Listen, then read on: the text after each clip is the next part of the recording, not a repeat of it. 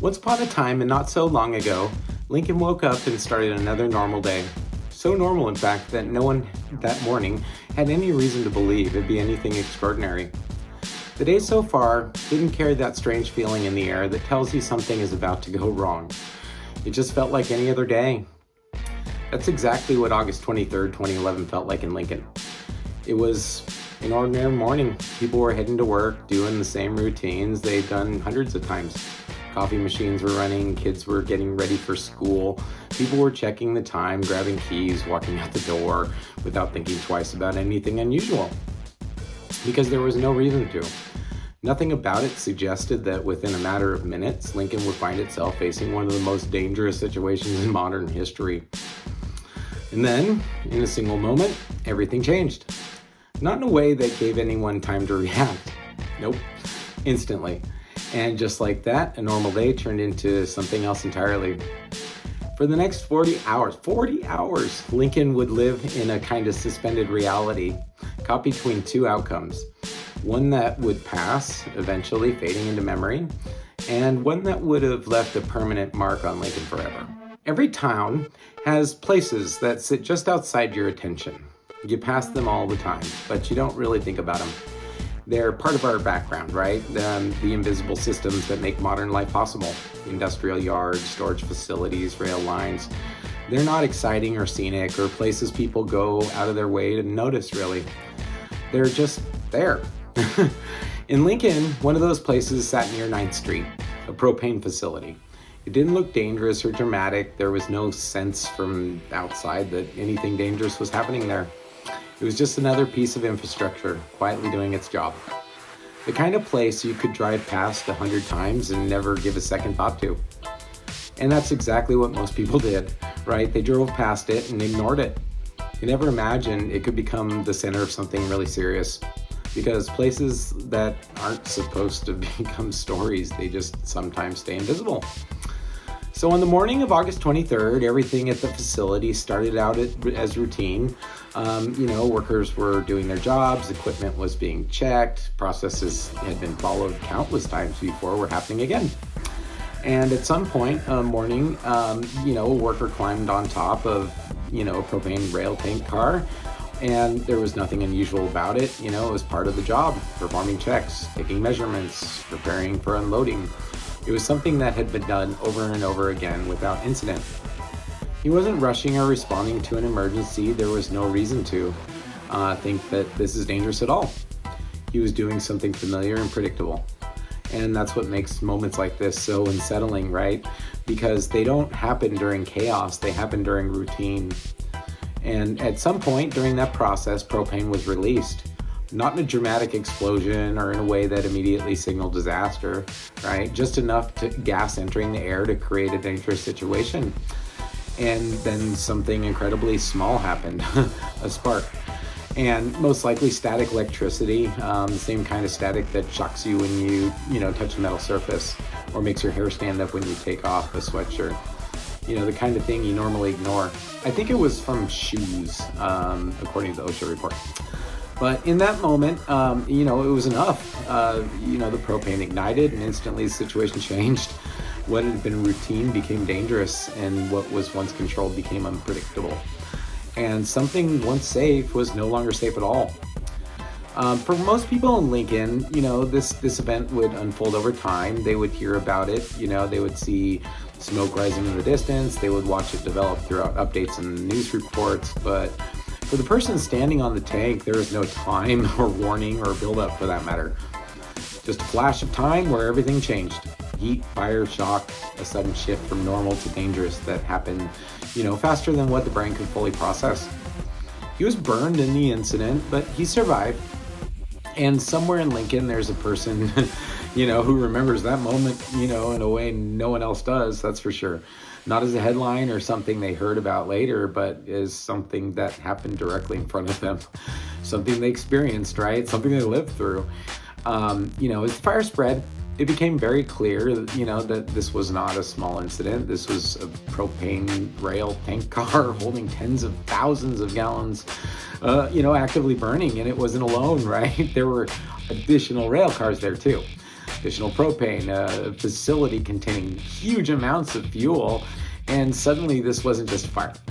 It was a situation where the potential to escalate, to an incredible degree. So when emergency crews arrived, they weren't just looking into flames, right? They were looking at what could happen next, because the situation carried the risk of something far more dangerous: a BLEVE, boiling liquid expanding vapor explosion, right? Boiling liquid expanding vapor explosion. So if the tank continued to heat up, pressure inside would build and build and build until the structure failed. And when that happens, it doesn't just rupture, right? It would explode. So let's slow this down for a second, because this part of the story that turns a dangerous situation into something truly catastrophic. The word the firefighters were thinking about that, day wasn't just fire, it was something far more specific, right? A BLEVE. And while that sounds technical, what it describes is, pretty, anything but abstract, right? It's one of the most violent industrial events you can witness. Here's what it actually means. Inside the rail tank car is propane, stored as liquid under pressure, right? So under normal conditions, it stays stable, the tank holds in that liquid state, and everything behaves the way it's supposed to. But when the tank is exposed to heat, everything begins to change, right? And so as the temperature rises, the liquid propane inside starts to boil. Not gently, not slowly, but aggressively. It's trying to turn into gas, right? And gas takes up far more space than liquid. That creates pressure, a lot of pressure. And so now imagine that happening inside a sealed steel tank. A sealed steel tank. The kind of tank that's, built to handle stress, but, only up to a point. As the fire continues to burn on the outside, the metal of the tank begins to heat up. And as that metal heats up, it begins to weaken. Not instantly, not all at once, but gradually, losing strength, losing integrity, becoming more vulnerable with every passing minute. Inside the tank, pressure is building. Outside the tank, strength is decreasing. And those two things are on a collision course, and if the pressure inside rises faster than the tank can contain it, and the metal weakens beyond its limit, then the tank fails. And when the tank fails, it doesn't slowly leak. It doesn't give you any warning or time to react. It violently ruptures, right? In a fraction of a second. All of that superheated, pressurized liquid propane is suddenly released into the open air, and the moment it escapes, it flashes into vapor, instantly expanding. And if there's a flame present, which there was, that vapor ignites, right? And so the result is a massive fireball. It's not a burst, it's not a flare or a small fireball. It's a friggin' mushroom cloud, you guys. It's incredible. Expanding outward with incredible speed, heat radiating in every direction, flames reaching outward hundreds of feet. Then there's the part people don't always think about, right? The tank itself. That steel container doesn't just disappear.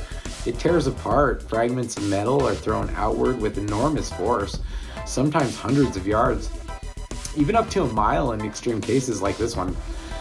So when firefighters were looking at that burning rail car in Lincoln, they weren't just thinking about the fire they could see. They were thinking about everything that could happen next. They were watching the temperature, watching the flames, watching conditions of the tank, because once a BLEVE starts, there's no stopping it. There's no putting it out. There's no controlling it. There's no slowing it down. There is just one goal: preventing it from happening in the first place. And that's what they did. And that's why they poured thousands of gallons of water per minute onto that tank. That's why they held their positions for hours and then for days, because every minute they kept that tank cool was another minute they kept that outcome from becoming a reality. So take a step back and think about this, right? This wasn't a small propane cylinder. This wasn't something tucked away in a backyard. This was a rail car holding tens of thousands of gallons. And like I said before, it wasn't alone. There were multiple rail cars connected to that line, each one representing its own potential, its own pressure, its own huge risk, its own mushroom cloud. No one could say for certain what would have happened if conditions had been just slightly different. If the tank had been fuller, if the fire had burned hotter, or if the cooling efforts had failed. But everyone on that scene understood one thing very clearly. They were not just fighting a fire, they were holding back something far, far worse.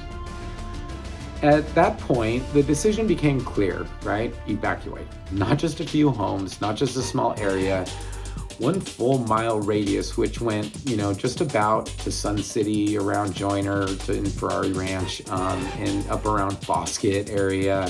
Thousands of people, thousands of homes, neighborhoods, schools, Lincoln High School is right next door, like literally right next door to the explosion area. Businesses, everything, downtown, everything inside that circle. And,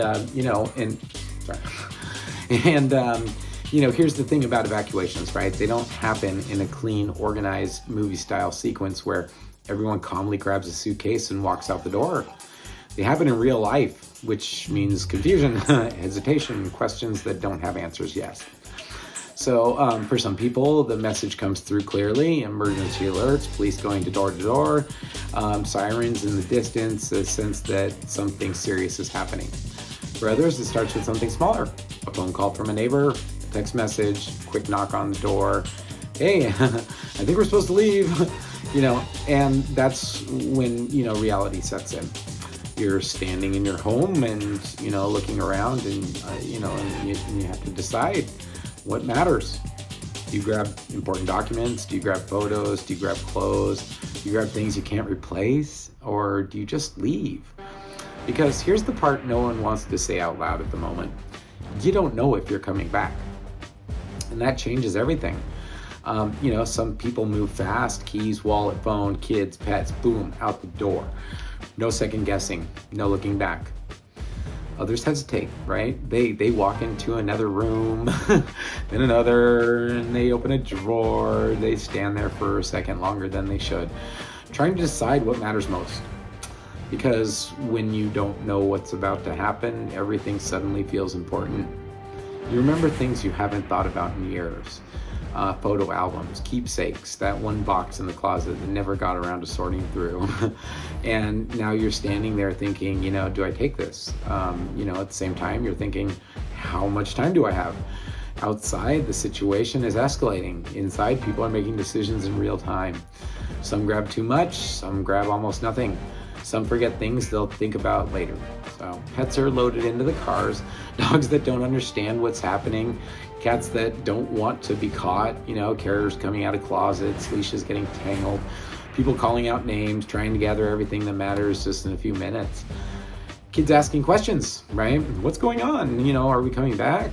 Is there something wrong? And the answers aren't clear because even the adults don't fully know yet. All they know is this: it's serious enough to leave. And so cars begin to fill the streets, driveways empty, people pulling out one after another, some moving quickly, some stuck behind others, some trying to figure out which direction to go. So because when an entire area evacuates, at once, there's no perfect system. There's just movement. And then there are people who look back. Not everyone does, but some do. And they stop for a second, hand on the steering wheel and eyes on the house. And because they, if they don't want to say it, they're thinking, what if this is the last time I see it? And then they go. Across Lincoln, evacuation centers begin to fill. Community buildings that were meant for events, meetings, gatherings, suddenly become places where people wait. Rows of chairs, people sitting, standing, pacing, watching. Phones in hand, refreshing, for updates, calling family members, letting people know they're okay. Yeah, we're out, we're safe, we don't know what's happening yet. And then comes the waiting, which might be the hardest part, right? I don't know if you've ever been through something like that, but because you're not doing anything, you're just waiting. Waiting for updates, waiting for news, waiting to hear whether things, are going to get better or worse. And somewhere in the back of your mind, whether you admit it or not, there's a question. How bad could this actually get? Most people don't fully understand what a propane explosion looks like. They've heard the word, they've seen something on TV, but it doesn't feel real. Not like something that, could affect their home until today, right? Because now, somewhere not too far away, there's a tank on fire. And people are starting to realize that this isn't just fire. This is something that could escalate. And the longer it goes, the more, real that possibility becomes. So time stretches, minutes feel longer, hours feel heavier. People check their phones again and again and again, looking for anything new, right? Anything that gives them, a sense of direction. But updates come slowly, and when they do, they're careful, measured, not definitive. Crews are working in the situation. Conditions are being monitored. Evacuations remain in place, right? That's uncertainty, right? It just sits with everybody because no one is saying it's over. And until someone says that, the possibility remains that, something worse can happen, that's for sure, right? And that part people remember. Not just the fire or the evacuation, but the feeling, right? That strange, heavy, uncertain, feeling, not knowing what comes next. Highway 65 shuts down, right? Rail traffic stopped, schools closed. Thousands of students missed class. I'm not sure they missed it, but evacuation centers filled with people waiting for answers, phones in hand, watching for updates, refreshing pages, listening for news, and across Lincoln something unusual settled in. Kind of stillness, right? A pause, a sense that everything stopped moving forward. At the scene, firefighters faced difficult reality. They couldn't simply put the fire out. Doing that could make things worse. And, so instead they had to control the situation and manage the heat, prevent the tank from reaching a critical point. So they began pouring water on the tank, massive amounts of water, up to 5,000 gallons per minute. Think about 5,000 gallons, continuously, hour after hour. This wasn't, about extinguishing the flames. It was about controlling the temperature, holding the line, buying time. And time stretched. Minutes felt longer, hours felt heavier, crews rotated in and out, equipment ran nonstop, and, every change was monitored. Every shift was noted. Every detail mattered because one mistake, one change, one unexpected failure, could change everything. At one point, specialists considered performing a hot tap, right? A hot tap means that, they would be drilling into a burning propane tank to drain it. It's very dangerous, high-risk procedure. So one that would only be attempted if absolutely necessary, right? And for a time, it seemed like it might be. So even with all the expertise on scene, there was uncertainty. No one knew exactly how much propane remained in that tank, and no one exactly knew how long it would behave for. So, and no one knew exactly how long, or how close they were to failure. So, no one wanted to find out the hard way, that's for sure. So Lincoln waited. Families in evacuation centers, firefighters watching the tank, officials monitoring conditions, everyone focused on the same question, even if they didn't say it out loud. Late into the second night, something changed, right? Better information came in. Estimates improved, the tank wasn't full as originally feared, and slowly the situation began to stabilize. In the early morning hours of August 25th, after nearly 40 hours, the fire burned itself out. No explosion, no catastrophic failure, no fireball. People returned home, opened doors, turned on lights, looked around, and everything was still there. So reality check, right? This episode is based on official reports and contemporaneous coverage of the 2011 Lincoln propane tanker fire, including findings from the California Public Utilities Commission Rail Safety Report, OSHA investigation records, and local news coverage from KCRA, CBS Sacramento, Sacramento Bee, Lincoln News Messenger, and the Associated Press. So it's true, right? A propane tank, rail tank fire, did happen. Thousands were evacuated. There was a real explosion risk, prolonged emergency that almost lasted 2 days. What didn't happen? No massive explosion, no destruction of the town. So, and maybe that's what makes the story so powerful, right? Not what happened, but how close it came. Because for nearly 2 days, Lincoln existed in the space between two outcomes. One we experienced, and one we're lucky we never did. So before we wrap up, I want to give a huge shout out to the Lincoln Area Archives Museum. These incredible folks keep our town's history alive. Every map, every newspaper clipping, every folder packed with stories just like this one. If you've never been in, you're missing out. Thanks for watching another Strange Stories of Lincoln. Keep your eye out for the next episode. If you like this one, share it on YouTube with somebody who cares about our town or simply likes storytelling. As always, I'm Mike Crossfield, a local business owner trying to build a better Lincoln together. Thank you so much. Good night.